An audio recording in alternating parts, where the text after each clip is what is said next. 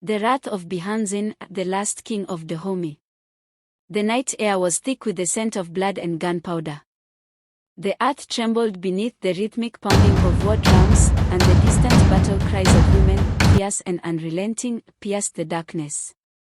King Benhanzin Hossubawel stood tall on the high walls of Abami, his sharp eyes scanning the horizon where the enemy approached. The French had come again, their muskets and cannons seeking to crush the mighty Dahomey kingdom. But they had underestimated the wrath of a king who would rather burn his own city to the ground than surrender. Beside him, his trusted general, Topher, knelt with his musket slung over his shoulder. "The Amazons are ready, Your Majesty," he said. "They have taken an oath, none shall retreat." Benhanzin nodded. His Amazons, the legendary women warriors of Dahomey, had been his father's greatest legacy. Clad in tunics of crimson and armed with razor-sharp machetes, they fought with supernatural fearlessness, their spirits bound to the gods of war.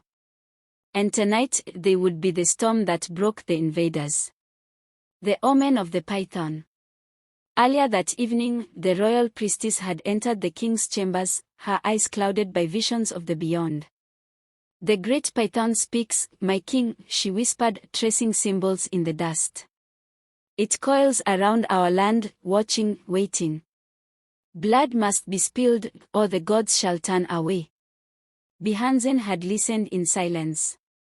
The python was the sacred symbol of Dahomey, the spirit of the ancestors. If it had spoken through the priestess, then war was not just necessary, it was destiny.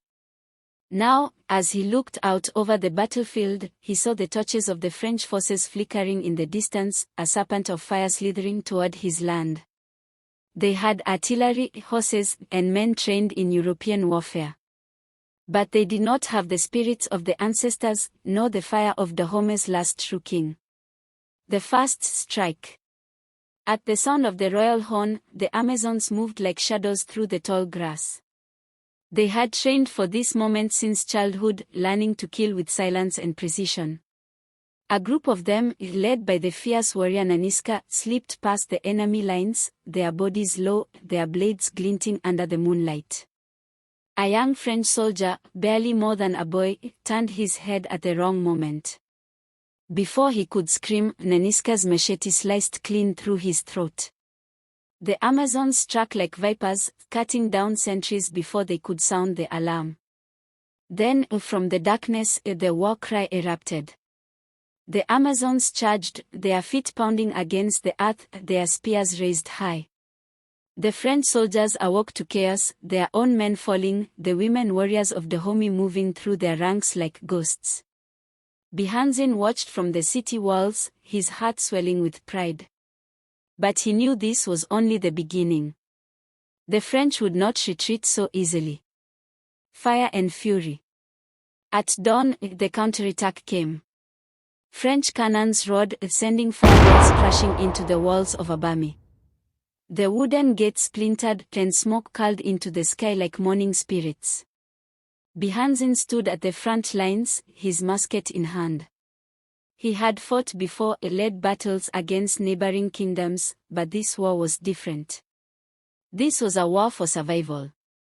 The French commander, Colonel Dodds, rode forward on horseback. "Surrender, King of Dahomey," he called in a voice of steel. "Lay down your arms, and you will be spared." Benhanzin laughed, his deep voice carrying across the battlefield.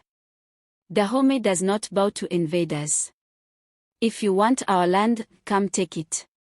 With a signal, the Amazons surged forward again, their bodies weaving through bullets, their machetes slicing through flesh. The French fired their muskets in rapid succession, but still, the warriors pressed on, their cries echoing through the smoke-filled air. Then, from the city, the gates burst open, and Benhanzin's elite cavalry thundered forward. The ground shook beneath them as they charged, spears flashing like lightning. The French line wavered. For a moment, victory seemed close. Betrayal in the shadows. But war is never kind to those who fight alone. Unbeknownst to Benhanzin, his enemies had been working in the shadows. Some of his own chiefs, weary of the war and tempted by French gold, had betrayed him. Messages had been sent, maps delivered in secret. And now, as the king stood amidst the battle, he saw a sight that froze his blood. The French reinforcements had arrived. Hundreds of fresh soldiers, cannons gleaming, began their final assault. Benhanzin turned to Tofa. "Sound the retreat." The general hesitated. "But the Amazons?" Now. The Dahomey warriors began to fall back toward the city, but it was too late. The French, now emboldened, pursued them relentlessly. The walls of Abami trembled under the bombardment, and soon, fires began to spread through the city. Benhanzin clenched his fists. If this was to be the end, he would not let his kingdom fall into foreign hands. The final stand. The king rode through the burning streets, his people fleeing in terror. Smoke stung his eyes, but he did not stop. He rode to the royal palace, where the sacred objects of Dahomey, the golden statues, the relics of the ancestors, were kept. He would not let them fall into enemy hands. With a heavy heart, he gave the order. "Burn it all."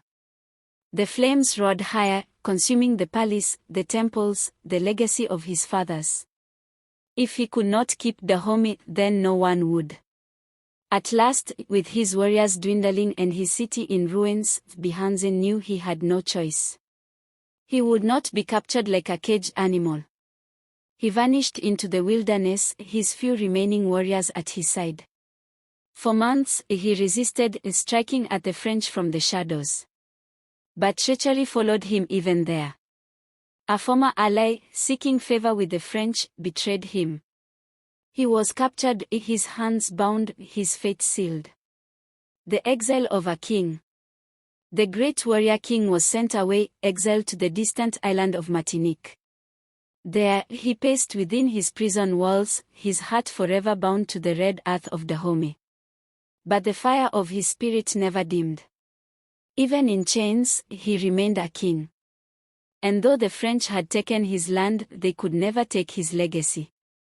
For in the whispers of the wind, in the unyielding gaze of the Amazons who fought to the last, the spirit of Benhanzin lived on.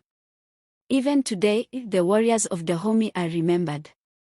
And the king who stood against an empire remains a legend.